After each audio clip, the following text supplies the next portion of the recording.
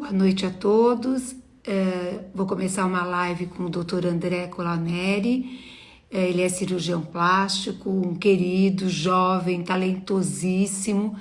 E nós vamos falar sobre rejuvenescimento íntimo feminino.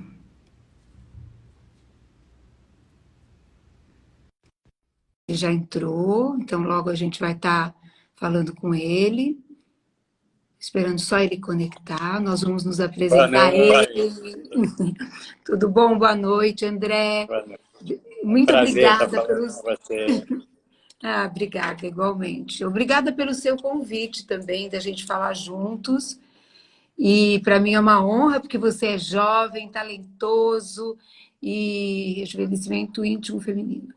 E a gente está fixando aqui o assunto, porque as pessoas vão entrando e aí podem nos acompanhar no decorrer da nossa live. Tem sido uma... Fala, amor, pode falar. Eu queria te agradecer também de ter aceito o convite. A gente se encontra nos congressos falando sobre o assunto. E Sim. É um prazer, né, a doutora Shirley Borelli, para os meus seguidores, né? Ela é uma dermatologista de renome, super conhecida, sempre trabalhou com muita tecnologia, laser, é sempre up to date, sempre dá aula de tudo que é moderno. Então é um prazer muito grande, porque ela tem muita experiência e pode agregar, ensinar muito para a gente sobre os tratamentos da região íntima, que é de tecnológicas, não cirúrgicas, né? Que eu faço a parte cirúrgica e ela complementa muito na parte clínica, né? Funcional, que a gente vai conversar, e também na parte estética, em casos que ainda não sejam o caso da cirurgia, né? Uma coisa que a gente comentava antes é que talvez a estética íntima, né, doutora Shirley, ela foi a última a quebrar aquele tabu, né, da paciente se sentir à vontade de ir atrás. E como na plástica aconteceu com as mulheres, depois os homens passaram a procurar, que no começo Sim. também tinha aquele tabu, e a cirurgia íntima ela veio depois, né, por ser íntimo não só aspecto da intimidade da região, mas de ser íntimo dela, né? As pacientes operam e não contam para ninguém, não sai contando, é para ela faz para ela. E hoje Sim. isso com a divulgação, né, ela já está bem mais abrangente, tanto é que até em congresso a gente sempre está dando aula, e antes não tinha, né, 10 anos atrás, né? Então, o que você vê nisso? Está realmente mais confortável para as pacientes? Olha, André, você sabe, porque conhece um pouquinho da minha história, né? Eu faço dermatologia há praticamente 40 anos, e logo que eu comecei a trabalhar com essa questão estética dentro da dermatologia, houve muitas barreiras que nós precisamos quebrar, porque o conceito estético de per si já era uma coisa cheia de tabus dentro da dermatologia aqui no Brasil. Havia uma razão, porque a gente ainda não tinha o controle de todas as lesões dermatológicas e de alguns tratamentos que depois vieram de uma maneira incisiva mudar a história da dermatologia, mas eu já recebia queixas dos meus pacientes de que eles, melhorando a qualidade de vida e melhorando a expectativa de vida, queriam ter um rejuvenescimento também proporcional àquilo que era a alma deles. Então, eu tive que quebrar uma barreira muito grande, porque eu fiz uma escola tradicional, com conceitos muito tradicionais dentro da dermatologia, que foi maravilhoso, porque, obviamente, quando eu atendo um paciente, eu tenho condições globais de fazer um diagnóstico geral dentro da dermatologia, mas a questão estética foi uma questão que começou a vir de uma maneira muito forte. E aí, consecutivamente, nós conseguimos ir quebrando essas barreiras e tratando a face. De uns anos para cá, nós fazemos, inclusive, um congresso anual que já olha para o corpo, também pleiteando um rejuvenescimento, uma melhora do formato corporal, também uma função do dermatologista olhar para o corpo, que foi sensacional, primeiro pelas queixas, de tratar celulite, tratar estria, tratar as deformidades da gordura e também propiciar de novo um retorno a olhar para o paciente como um todo, porque o dermatologista nem sempre fazia esse olhar, vamos tirar a roupa. Então, isso tanto do ponto de vista estético quanto do ponto de vista da dermatologia, foi sensacional. Mas faltava a questão íntima. Porque aí, quando você falava do corpo, você ia até essa parte da vagina e acabou. Com o advento da depilação e expondo mais a área íntima, e aliada a isso, uma reposição hormonal que fez essas mulheres da menopausa terem um pouco de flacidez, perda de urina e quererem tratamento dessa área, a gente teve que, de novo, quebrar mais uma barreira e trazer um outro conceito dentro da dermatologia, né, André? E hoje os pacientes, eles vivem muito mais longevos, né? Não é, antes a medicina correu muito atrás de viver mais, né? Sim. Hoje não é só viver mais, não basta, tem que viver bem. Sim. Então os pacientes chegam numa idade mais avançada, mas ainda jovens, ainda ativos, ainda sexualmente ativos, né? Sim. E eles querem a qualidade de vida daquilo, porque hoje tem pacientes de 60 anos que parecem 30, né? É impressionante como atrasou o envelhecimento. E também com a reposição hormonal e com tudo, a atividade deles de trabalho proativo, tudo isso estendeu muito mais a vida ativa do paciente. Ele está falando, poxa, mas eu estou numa idade, mas eu estou ótimo, né? Então, essa parte sexual acompanhou, eu acho que veio nesse esteio, né? Essa parte de se tratar, de se cuidar e falar, poxa, né? Eu tenho esse direito, né? Então, é verdade, a gente vê sessentões, setentões e sessentonas, começando, iniciando uma vida profissional, muitas vezes mudando tudo que ela fazia, e também amorosa, e também sexual. Então, nós somos portadores de quebrar esses estigmas, né? Então, eu tive que ir conversando muito devagarzinho com as minhas pacientes e explicando que é possível, existe vida além daquilo que a gente imaginava. Mas, na realidade, uma das perguntas que as pessoas mais fazem para mim é por que eu, dermatologista, fui olhar para essa parte. Porque tudo bem, se você me falar que um cirurgião plástico olha para essa parte, já era uma questão estabelecida.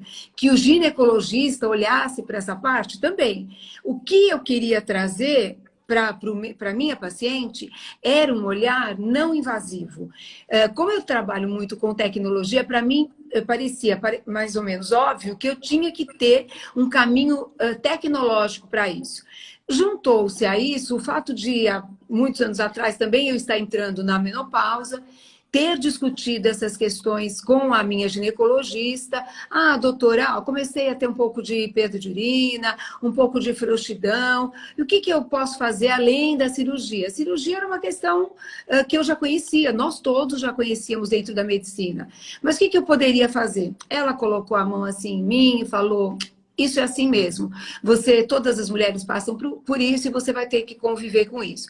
Eu comecei a olhar para mim, para as minhas mulheres e comecei a entender que eu já estava deixando elas sem rugas, a pele super jovem, um outro momento da vida, mas que se essas queixas continuassem, no mínimo, elas teriam que usar fraldas com o decorrer dos anos, porque essa perda de urina também se complicaria com o evoluir dos anos. E aí eu comecei a pensar em tecnologias que pudessem agir intravaginalmente, né? Então, fazer um trabalho, qual era o estímulo que precisava ser dado dentro do canal para que houvesse um estímulo do colágeno e essa mulher se beneficiasse tanto de ter uma vagina não frouxa e também que ela melhorasse as questões da perda de urina. E, além disso, tratasse a parte de fora também. Os lábios, a coloração, a raiz da coxa. Então, foi uma revolução que, quando você está descobrindo isso, você não percebe muito, mas depois eu comecei a ver tanta gente interessada no assunto, que aí eu comecei a me tocar que tinha sido realmente uma quebra de paradigmas mesmo, né? Uma coisa que eu costumo falar é que assim, toda mulher vai passar por isso, porque faz parte, né, da vida, do envelhecimento, faz parte. Então, só para contextualizar para os pacientes e quem está nos vendo, é assim, perto da menopausa existe a síndrome urogenital, que é a queda do estrógeno, e que vai causar várias alterações no corpo inteiro.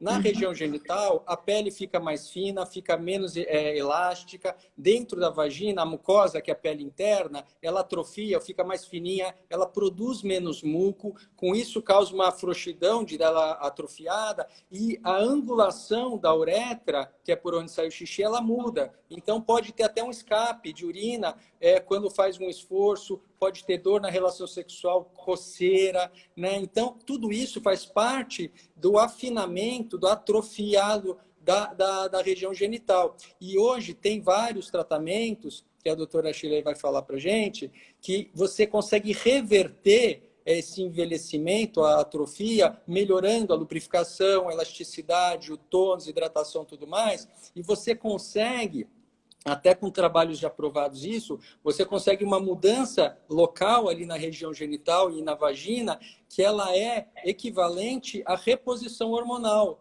Né? Sim. E mesmo em pacientes que não repõem hormônio. Sim, que é uma das indicações. Tem pacientes que né? não podem, né? Sim. Tem pacientes que não podem repor. Então, sim, eu deixo para você falar da parte de tratamento. Eu só quis contextualizar para os pacientes. Claro. André, a minha intenção é, daqui a alguns anos, ter deixado essa história de alguma maneira escrita, mas com um ponto a mais que eu preciso deixar, que é o seguinte: para quem está indicado esses tratamentos?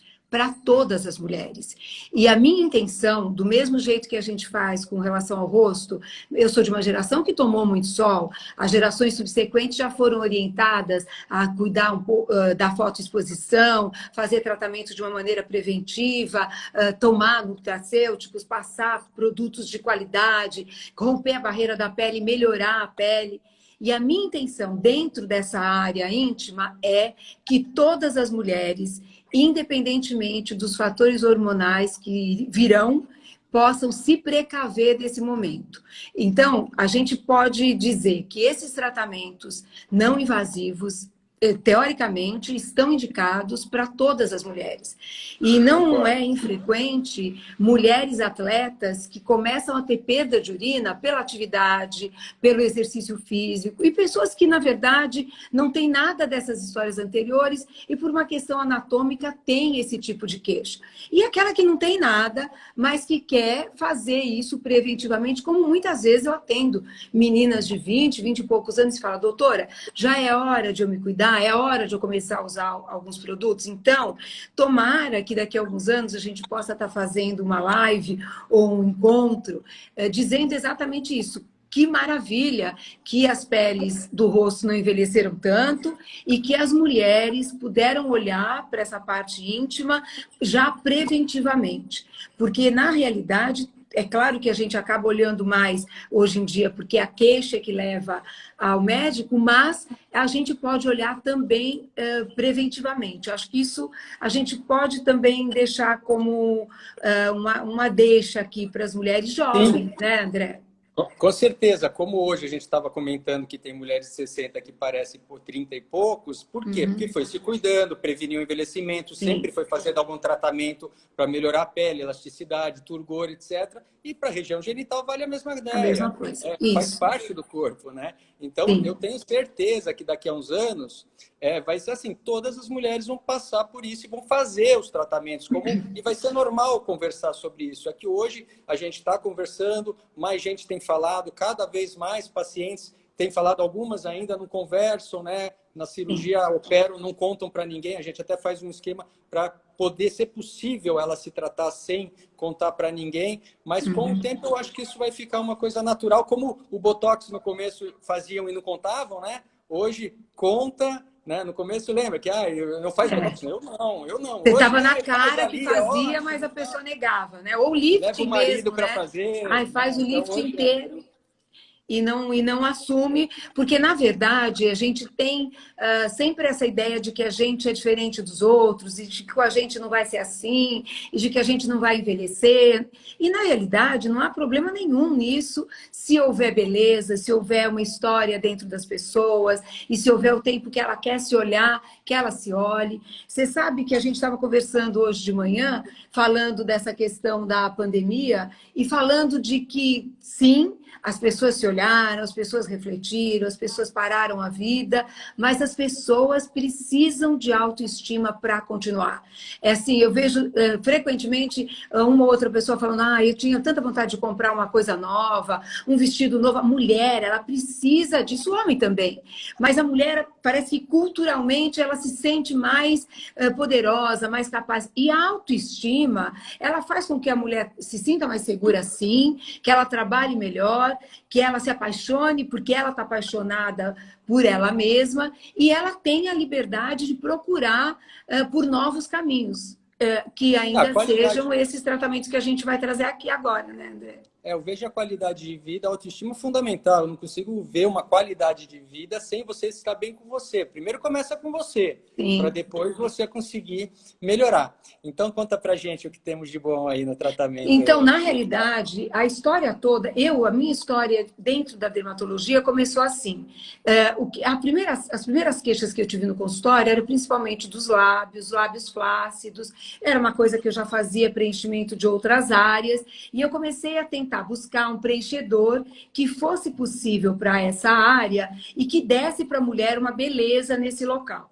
Eu, na verdade, não encontrei aquele preenchedor que eu queria naquele momento, ou durava muito pouco, ou eram muito pesados e faziam um edema muito grande dos lábios. Nos grandes lábios, né? Dos grandes lábios, era muito desconfortável. E, aos poucos, eu fui saindo um pouco desse caminho dos preenchedores.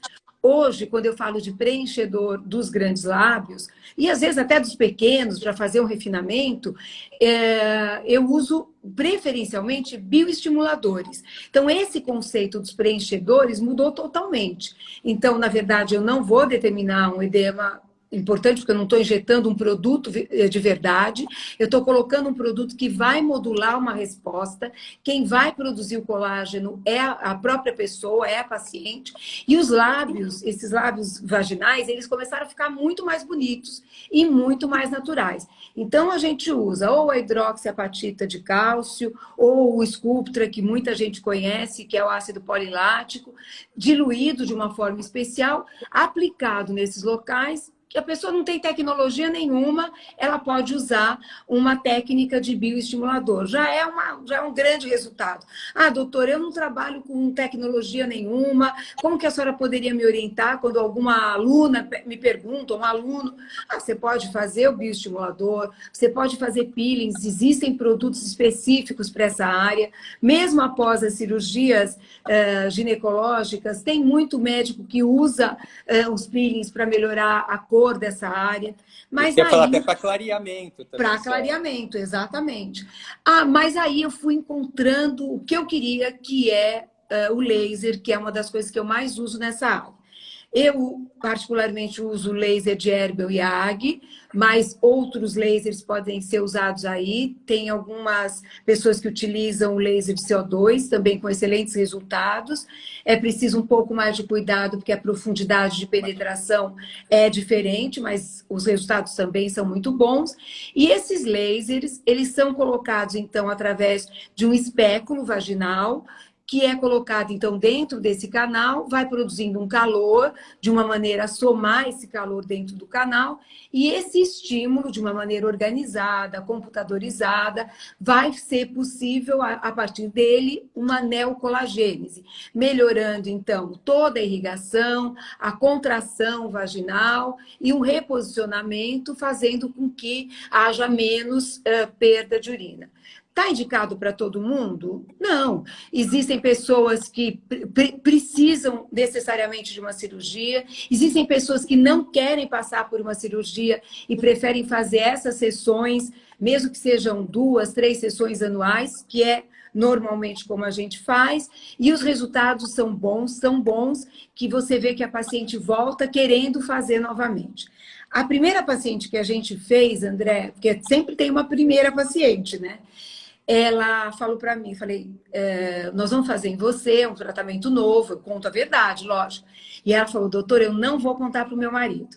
E ela voltou, alguns dias depois, falando que ele tinha relatado que tinha sido a melhor relação que eles tinham tido.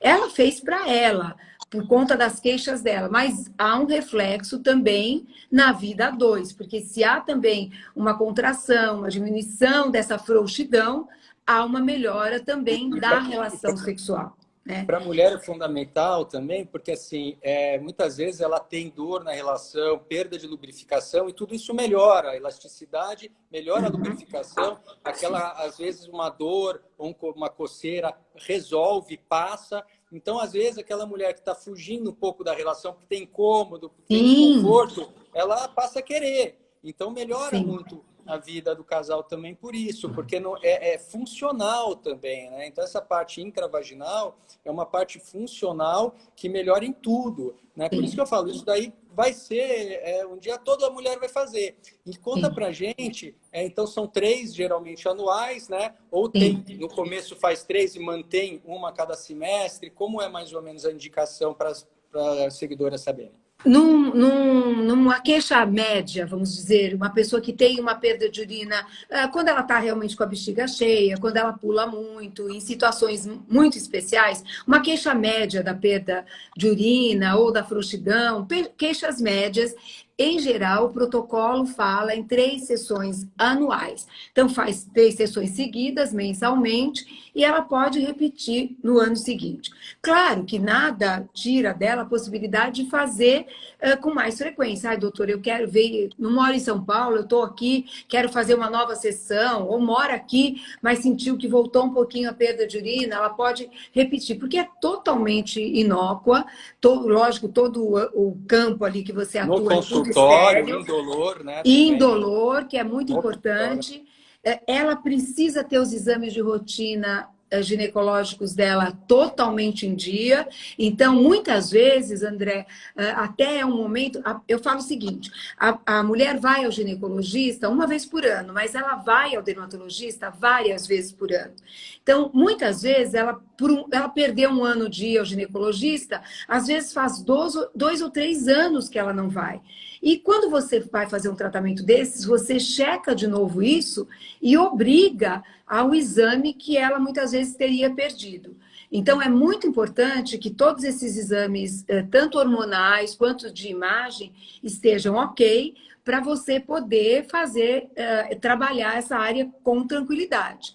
E não é infrequente que muitas vezes a gente encontre, mesmo no exame clínico, algumas lesões, né?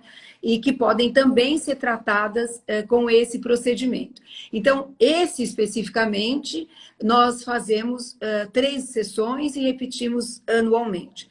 Com o decorrer da evolução, vieram outras tecnologias até mais profundas do que o próprio laser, que é, então, a radiofrequência.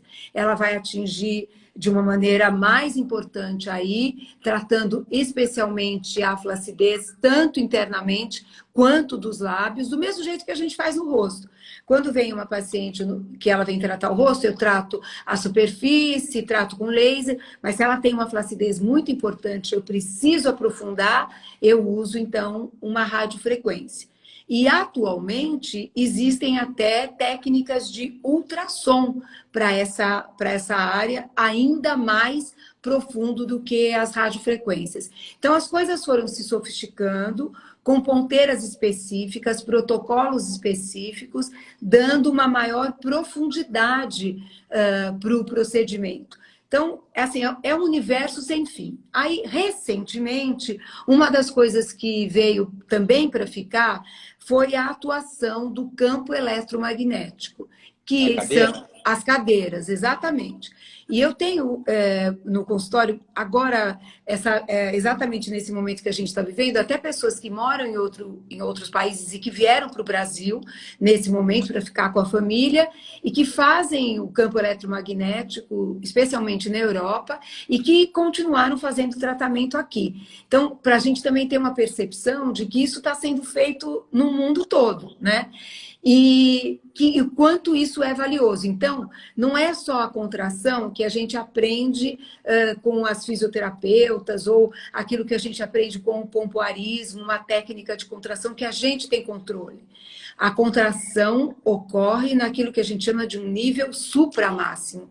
E isso vai para o pessoal, Oi. a cadeira como funciona, que eu acho que eles não conhecem, é muito interessante essa cadeira. É muito eficiente e muito interessante. Então, é uma cadeira que gera um campo eletromagnético, levando a 20 mil contrações por minuto, uma coisa que a gente, obviamente, Da não região consegue. vaginal, do períneo, né? Na Do região, né? períneo, o que a gente chama hoje em dia de core, que é todo esse assoalho pélvico aqui embaixo, e toda a vagina, o ânus, inclusive. Então, fazendo com que haja uma contração de uma maneira muito importante. Não é doloroso, claro que não. Você pode sentar, inclusive, de roupa nessa cadeira. Tem uma posição certinha para que você fique medianamente colocado ou colocada, porque os homens também fazem para a próstata, já está aprovado, inclusive, para os homens.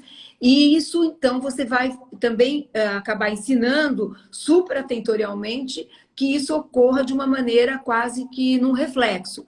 E essas sessões são normalmente feitas 1 ou 2 vezes por semana, o ideal são 2 vezes por semana, em torno de 8 sessões, que podem ser repetidas de tempos em tempos, daqui a 6 meses, 1 ano. E esse conceito da cadeira veio também para a musculatura do corpo como um todo, trabalhando também abdômen, braços, mostrando o quão eficiente é essa contração nesse nível supramáximo. Então, o universo ele ficou pequeno, né, André? Porque realmente as pessoas, a gente entendia um pequeno caminhar, que é a cirurgia, que obviamente está indicada, né? Eu acabei aprendendo, o primeiro contato que eu tive foi com um ginecologista e obstetra em Mendoza, que chama-se Adrian Gaspar, e ele atendia mulheres o tempo inteiro, claro, mas mulheres que já tinham, inclusive, sido submetidas a cirurgias, não queriam de novo, porque Cirurgias eventualmente. mais funcionais, né? Só para separar daqui, para Isso, cirurgia vaginal, funcionais, perineoplastia de estreitamento do canal vaginal. Para essa isso. cirurgia que a doutora Shirley está falando.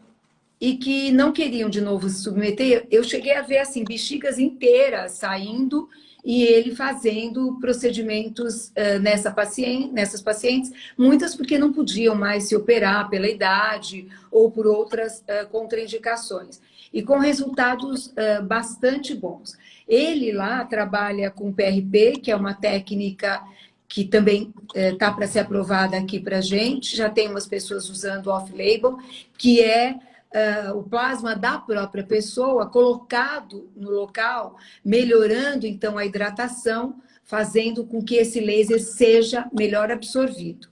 E os resultados são muito bons, ainda mais quando você associa essa técnica, né? O que eu quero dizer é que, na verdade, é um caminho assim tão vasto e tão fascinante. Isso tudo, além disso, as cirurgias, né? Fala um pouquinho das cirurgias, André. A cirurgia que a gente faz é cirurgia estética, né, genital, é a parte de fora, não essa parte interna, que é a parte do laser, da cadeira, ajudam a melhorar a musculatura. Essa é uma parte que é cirurgia ginecológica, né? Eu sou cirurgião plástico. E a ideia da cirurgia estética, a gente corrige muito os pequenos lábios, né? Que quando eles estão aumentados e começam a ficar para fora, causa um constrangimento muito grande. E não só um constrangimento, né? Porque atrapalha na relação sexual. Muitas pacientes têm dor quando andam de bicicleta ou fazem exercícios com calças apertadas ou marca na calça. Isso incomoda e o atrito também vai escurecendo o pequeno lábio e constrange muito algumas mulheres. Então, a labioplastia ou a ninfoplastia é a cirurgia da redução desses pequenos lábios. Agora, muito frequentemente, ocorre ter atrofia dos grandes, né? Então, se os pequenos já estão para fora e o grande lábio desce, ele perde volume e acaba expondo muito mais. E tem pacientes que têm uma atrofia importante, que fica praticamente sem volume nenhum, e uma flacidez grande. Então, não basta só diminuir aqui, porque aqui está muito baixo o grande lábio. Então, a gente Sim. precisa subir ele um pouquinho para ajudar a esconder um pouco mais o pequeno. E daí o enxerto de gordura, ele é muito interessante. Porque, assim, quando a gente fala rejuvenescer, é voltar o que era jovem, né? E o grande lábio, ele é uma estrutura de gordura, que é muito frequente, depois dos 35, nos 40 é bem evidente, começar a perder essa gordura, que começa lá do períneo, na parte de trás, e vai atrofiando para frente. Então, você vê essa região murchando, murchando, murchando, e muitas pacientes falam assim, nossa, doutor, parece que o meu pequeno lábio está crescendo. Mas não é que o pequeno está crescendo, é que o grande está diminuindo, né? E junto, perto da menopausa, como toda a pele do corpo inteiro fica mais flácido, perde hidratação, elasticidade, tudo, dá uma impressão de estar tudo muito mole. E isso traz um constrangimento para a mulher. E quando você faz um enxerto de gordura, e a gente usa a gordura centrifugada, então quando centrifuga a gordura, a gente separa o que é soro, o que é o óleo, e pega só as células tronco e com as células de gordura, então fica uma gordura mais concentrada. Ela dá mais volume por ml. Você injeta o mesmo ml, tem muito mais células do que numa gordura não centrifugada. E é uma pega muito boa nessa região, né? Então, geralmente tem um resultado bom e a gente vê que acaba ficando mais macio como era mais jovem, né? Então, o resultado estético é muito bom. E pela enxerto de gordura, sabidamente, um grande carreador de células tronco, também a gente nota uma melhora do tecido também a longo tempo, né? Então, é uma cirurgia que é muito frequentemente associada à redução dos pequenos lábios vaginais com o enxerto. Agora, há casos que a flacidez é tão grande do excesso de pele dos grandes lábios que a gente, além de enxertar, precisa tirar um pedacinho de pele porque só o enxerto não resolve a flacidez. E não adianta pôr um monte para ficar muito grande, né? A ideia não é essa. A ideia é ficar o natural, né? Porque o que a gente busca é o pequeno lábio vaginal mais ou menos na altura do clitóris para nada ficar fora do nível. Porque o que chama atenção é o que está desnivelado. Desproporcional. Sim. Se fica tudo harmônico, nada chama atenção, né? Então a gente busca a harmonia. Então essas duas cirurgias, elas podem ser associadas, podem não ser. Geralmente a labioplastia ela é mais feita sozinha, né? Em pacientes mais jovens que ainda não têm atrofia, mas próximo dos 40 anos para frente é muito comum a associação. O bom é que essas cirurgias são cirurgias de pequeno porte, né? Simples, e você né? anestesia local e sedação para o paciente dormir e ficar relaxado. E a maioria opera na sexta e trabalha a segunda.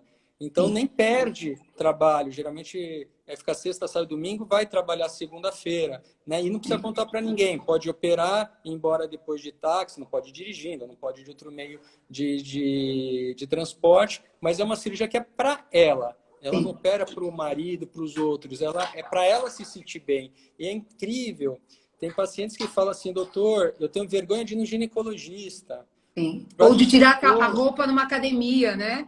Ela fica constrangida, da mesma maneira que a gente brinca essas questões masculinas, tamanho de pênis, a mulher fica incomodada quando a vagina dela também é diferente das outras.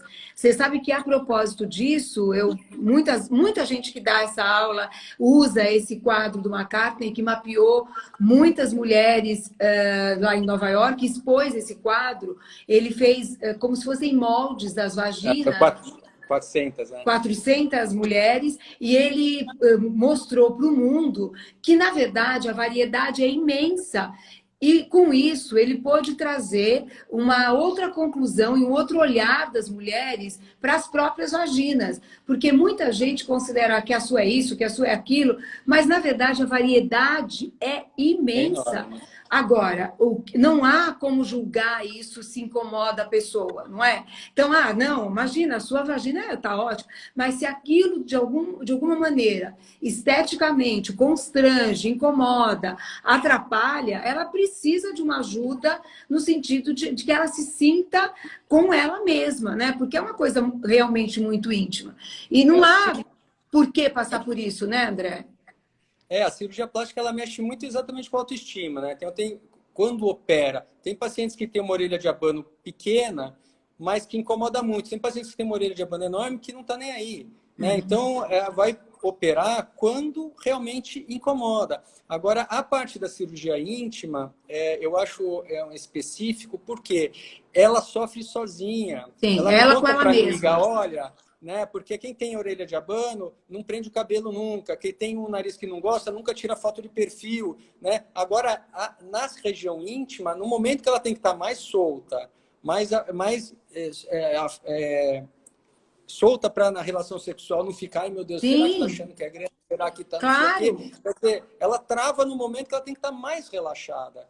Então, acho que vale até para pior mama, do vale que... para tudo.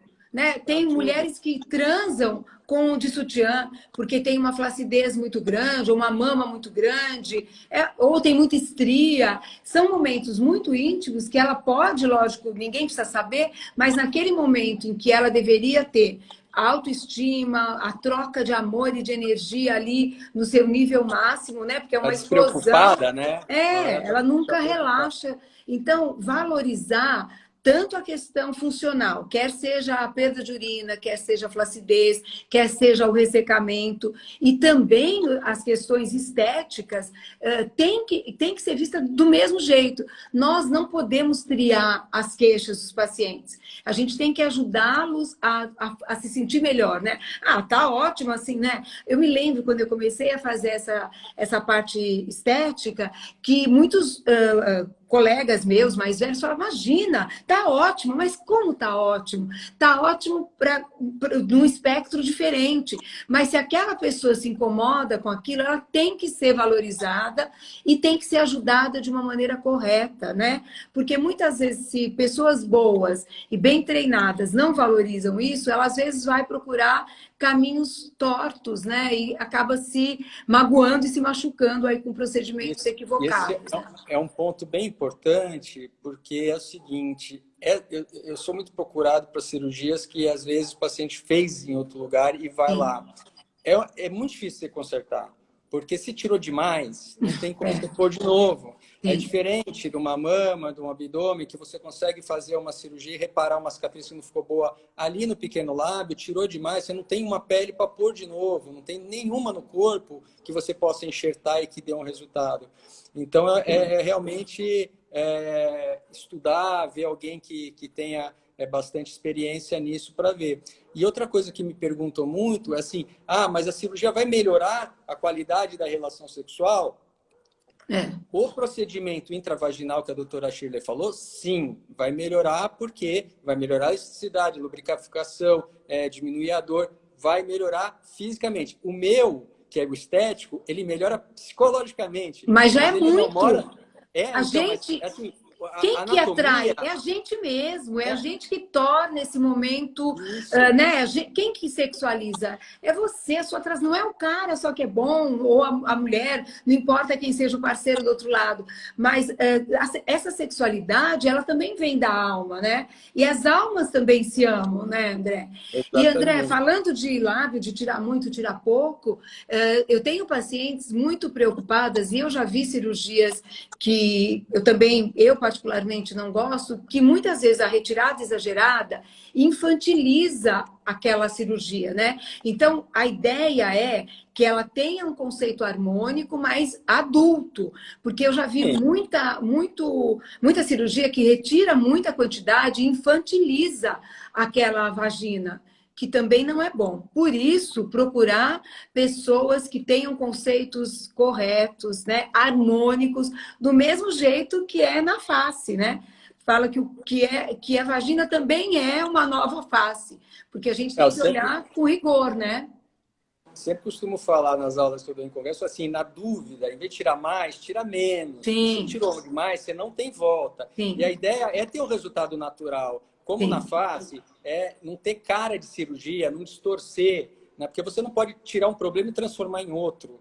Então, sim. a ideia é sempre o resultado harmônico e natural. Por isso que muitas vezes a gente fala, é bom enxertar também, porque se você só diminui o pequeno, não fica uma coisa tão Sim. natural, né? Então, tudo isso, o olhar da região, digamos assim, é importante, né? E o que a gente vê é que são procedimentos de pequeno porte e a paciente tira aquele peso das costas, né? Ela fica mais leve e mais apta para se soltar, né? O que eu estava falando, fisicamente você não faz nada que vai melhorar o prazer, mas psicologicamente, só de tirar esse peso, de ela ficar Claro. mais à vontade, ela vai aproveitar muito mais e vai melhorar a qualidade de Sem relação sexual dúvida. dela pela parte emocional.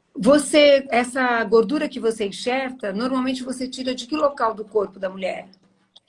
Então, a maioria das pacientes a gente tira do flanco, né, que é onde tem mais gordura, e é um lugar Todo mundo uma quer tirar, recuperação né? fácil, tranquila. Mas assim, a gente pega uns 150 ml, É então a pouquinho, mudança né? estética é muito pouco. Né? Uhum. Se a gente pega 150 ml centrifugado, vai usar uns 20 ml em cada lado, porque ele perde bastante volume.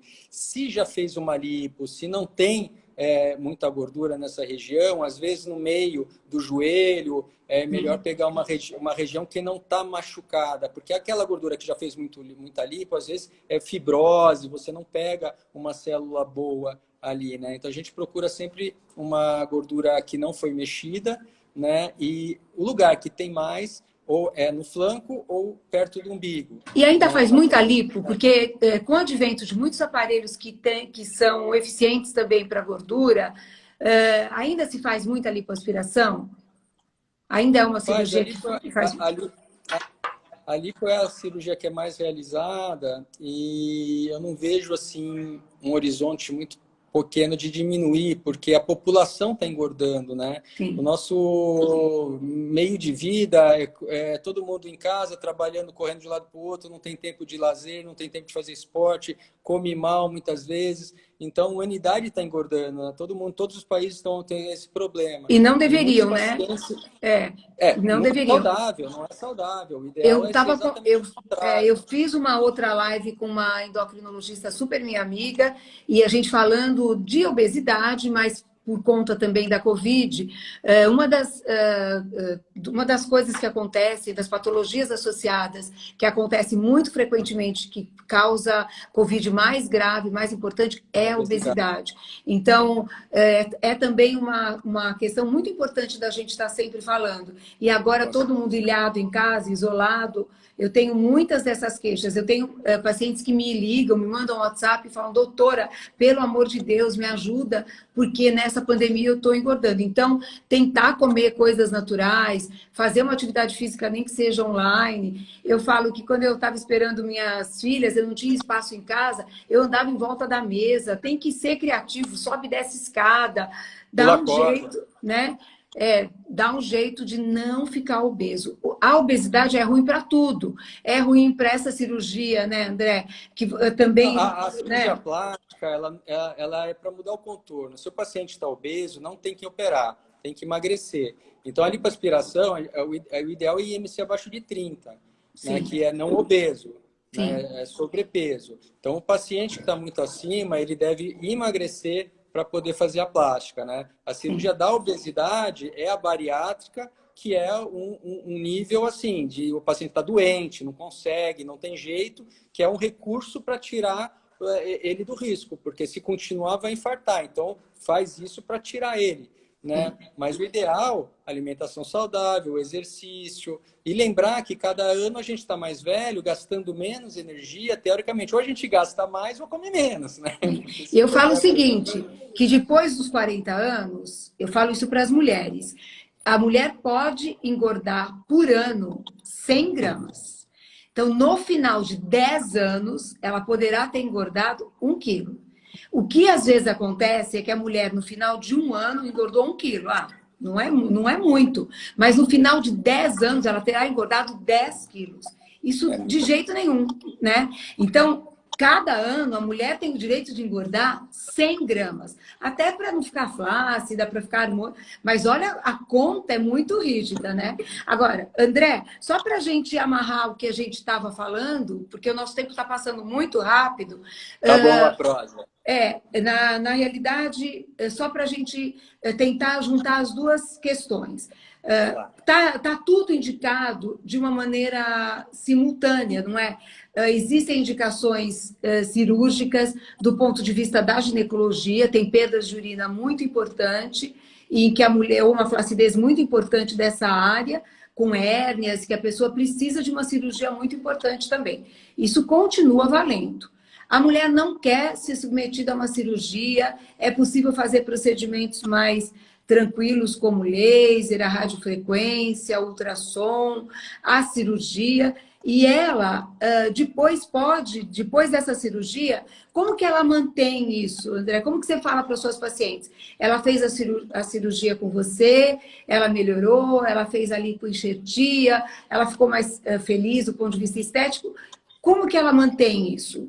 quanto tempo demora para ela ter que fazer de novo uma cirurgia desse tipo? Não, da cirurgia íntima não costuma refazer, porque você tira o excesso do pequeno lábio, você preenche o grande lábio, tem uma pega boa, mas eu sempre estimulo fazer a parte do laser intravaginal, manter. É que nem é fácil, você tem que continuar se tratando. Né? Eu falo numa cirurgia de face, numa cirurgia íntima, eu vou tirar o excesso e vou repor volume. A pele vai continuar envelhecendo, os tecidos vão continuar perdendo elasticidade. Tem que fazer uma manutenção e tratar como um todo. Então, essas são coisas complementares. Né? A cirurgia, ela é para quando você tem uma flacidez mais intensa, um excesso do pequeno lábio, o tratamento clínico dos grandes lábios para flacidez menor ou para manter depois, né? Fazer, como você falou, a manutenção posterior. Né? Não é uma cirurgia que você faz e vai fazendo de novo. É uma cirurgia que você faz uma vez, você repõe o volume, dificilmente vai perder muito volume, até porque é interessante que a gordura do grande lábio, ela tende a ir perdendo, mas a gordura enxertada, ela sempre será uma gordura das costas ou do abdômen. Né? Ela vai ficar lá, né? Engorda, ela sempre será do abdômen. Se ela engordar no abdômen, vai engordar ali. Se ela emagrece, emagrece. Ela é que nem o transplante de cabelo. Você tira daqui, põe aqui, ele não cabe. Por quê? Porque ele continua sendo daqui. Sim, né? É totipotente mesmo. Ele tem essa característica, né? O envelhecimento não é a gordura que vai perder, né? Como eu falo, você pode até perder a gordura que você tem original desse lugar que é propensa a murchar. A enxertada, se ela pegou, tá, né, vascularizada, ela vai mais, ficar. ela vai se manter. Lógico que o paciente continua envelhecendo, né? Então, o paciente de 60, quando tiver 80, vai ter flacidez na face, vai ter flacidez genital também, né? Não parou no tempo. Né? Mas não é uma cirurgia, às vezes você pode fazer um enxerto depois, mas é muito raro para falar de... Eu não lembro de um paciente que eu fiz 2 enxertos. Geralmente você faz um e a paciente já fica feliz e vai manter com os lasers, com a parte clínica. André, a conclusão que eu tenho de trabalhar com essa área é especialmente que, na verdade, o homem ele é sempre muito valorizado pelo pênis, né? A mulher, ela é sempre muito... Ela tem que ser... Isso há alguns anos atrás, né? Muitos anos atrás. Ela tem que ser virgem, ela tem que se resguardar, é sempre um tabu, é uma área que nem todo mundo expõe, nem todo mundo olha.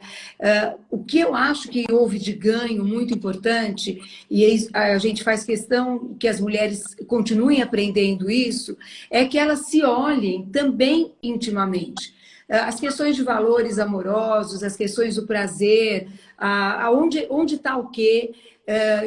Tem uma cirurgia que é realizada com a exposição do clítoris, expondo o clítoris, porque muitas mulheres, nessa busca, quando eu começo a discutir os tratamentos, elas também reclamam de nunca terem sentido prazer, nunca terem chegado ao orgasmo. Muitas delas nem sabiam que o prazer poderia ser atingido vaginalmente ou clitorianamente ou num sexo anal. Então, coisas que muitas vezes, numa consulta ginecológica, como seria de praxe, a gente não fala, porque a gente está preocupado com, doutor, eu tenho câncer, tá tudo bem? Numa consulta ginecológica, essa é a primeira questão. Você quer que ela palpe sua mama, o ginecologista ou a ginecologista, que ela examine, faça seu Papa Nicolau, a sua colposcopia e que você não tenha nenhuma célula cancerígena. Óbvio que isso é a preocupação mais importante. Mas com esse caminho, eu também entendi que muitas mulheres não se conheciam e não conheciam a maneira que elas poderiam estar atingindo essa satisfação da vida plenamente. E por que não? Porque a gente tem muito preconceito, né? Então, acho que você vê como a gente está vivendo agora. Totalmente dentro de casa, enclausurado. É como se essas mulheres todas não fossem livres para falar de uma coisa que é parte do corpo da mulher, né? Então, muitas delas, André, uma das questões importantes que eu, às vezes, tenho, elas são tão travadas do ponto de vista da sexualidade, que uma das coisas mais difíceis é ela abrir mesmo a perna, poder ser examinada, ou a gente poder ensinar tecnicamente, como médica, óbvio, como ela pode também se olhar, ela pode se identificar e entender as questões que passam por aí.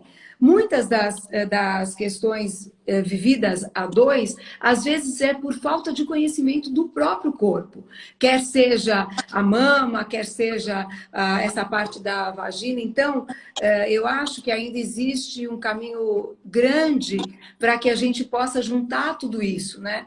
Eu acho que quando eu comecei a mexer com essa área, eu não tinha noção de quantas implicações.